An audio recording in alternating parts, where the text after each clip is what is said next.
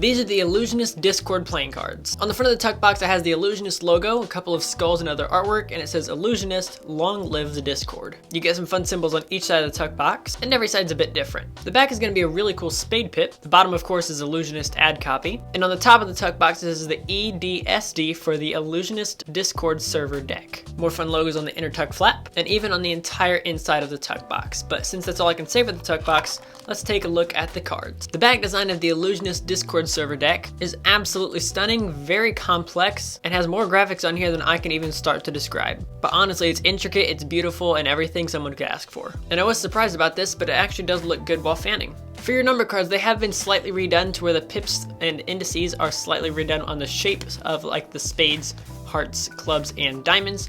They have slightly been reshaped, and some of them are faded a little bit.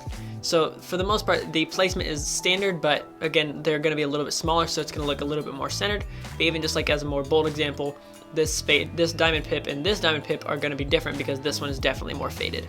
Now all the way through, not all of them are going to be faded, usually just one or two, or just a few of them.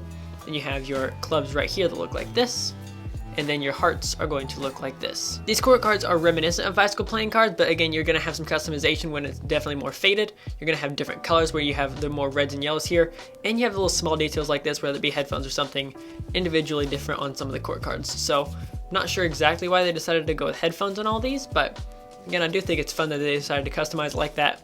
All the way through though, these are definitely some beautiful court cards that I did not expect from this deck.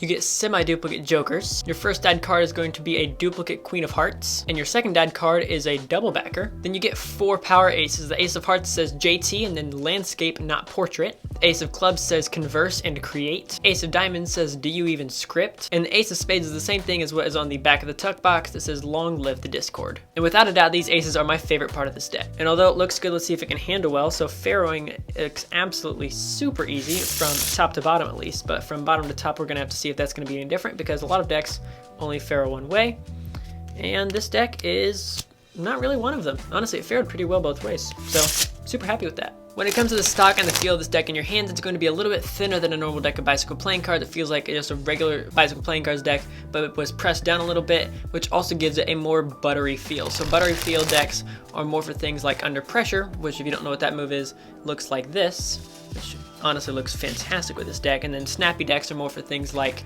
Backdrop or ATM, which are probably going to work for this deck, but definitely not where its strong suit is, just because honestly it's extremely buttery.